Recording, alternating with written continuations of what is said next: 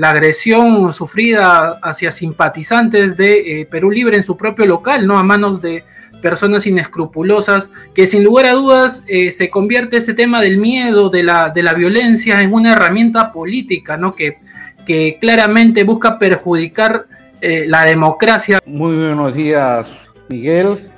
Muy buenos días, compatriotas, seguidores de Podcast Live.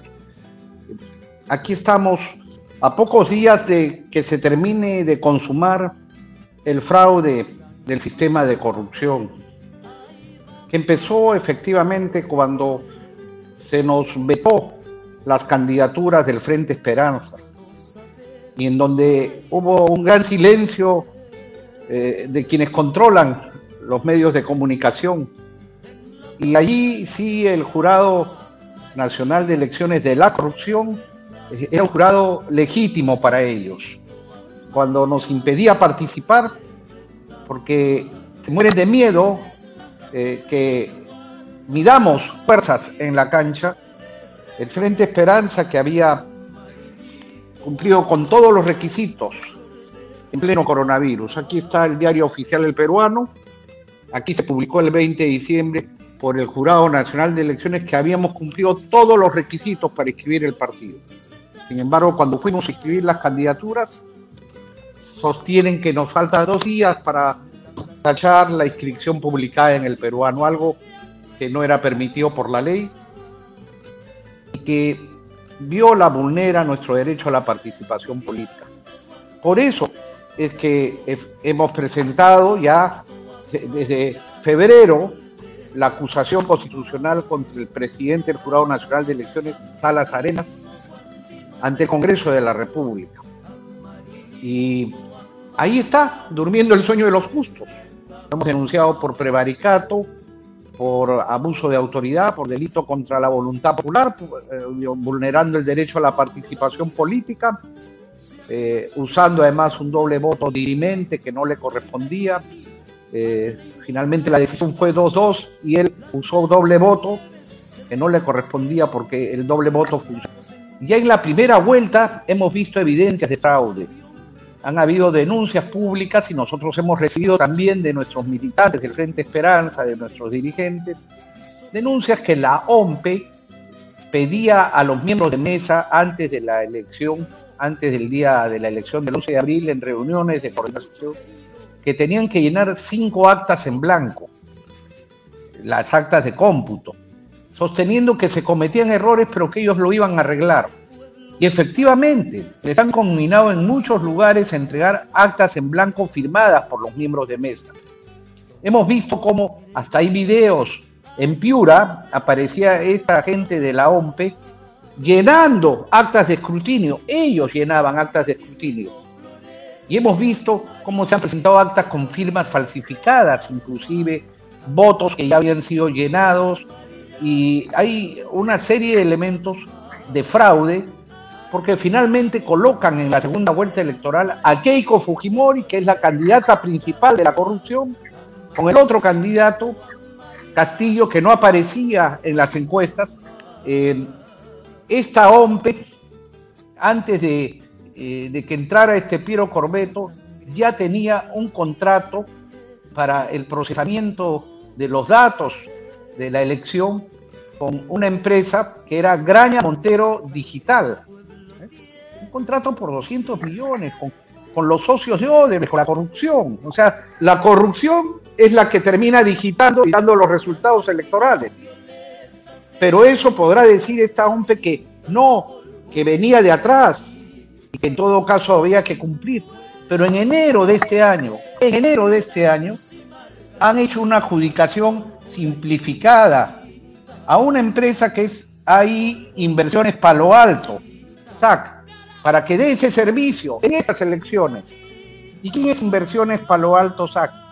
Dice que le han vendido las acciones Graña Montero a ellos, pero resulta que la plana ejecutiva de todos los que estaban en Graña Montero siguen siendo lo mismo en estas Inversiones Palo Alto.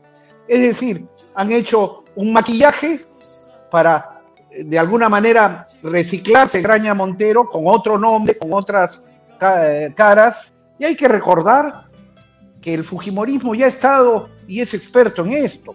El 95 hizo el fraude en el referéndum de la Constitución. Cuando ganamos los que estábamos contra esta Constitución, ganó el no. Sin embargo, a la hora que daban los resultados, aún con sus encuestadoras de la corrupción, ganaba el no. Cortaron la información a las 5 de la tarde. Nos pusieron lo mismo sucedió en el 2000, ¿no? En las televisoras. Y el año 2000 repitieron, además de inconstitucional la reelección de Fujimori, cometieron fraude. Ahí lo ha contado, lo ha confesado el propio Montesinos, busquen los videos. Y dijo, yo mismo tuve que dirigir ese fraude porque no sabían hacerlo. Y con la OMPE de ese papelito manda, ¿se acuerdan que había uno ahí? Tuvieron que hacer todo el cambiazo y que no hizo el fraude en el Congreso porque ya era demasiado y tenía que preservar el fraude para la reelección. Y en ese fraude estuvo Keiko Fujimori, pero sí ya estaba ahí en toda esa campaña fraudulenta. Y luego de eso es que inclusive Fujimori con Montesinos y con Keiko ahí al lado, para que los que se rasgan las vestiduras frente al narcoterrorismo, que hay que condenarlo, derrotarlo, y que no hay que admitir las relaciones de Cerrón con los Quispe Palomino y todo lo turbio que hay allí que nos hace rechazar esa candidatura, pues hay que decir que ya después de esa reelección, ¿qué se descubre? Que los Fujimori le daban armas a la narcoguerrilla, a narcoterrorismo de la FARC colombiana. ¿Y a cambio de qué? ¿Cómo pagaban esas armas los narcoterroristas de la FARC colombiana? Con cocaína. Estamos con Fernando Olivera en Podcast Live a través de TVA TV, Canal 20 de Señal Abierta. Fernando, si bien es cierto, ustedes tienen una orientación al voto nulo en esa segunda vuelta, ¿consideras tú, porque uno de los temas medulares de esta campaña es el tema de la constitución política, la misma que está vulnerando los derechos que estás denunciando, ¿no?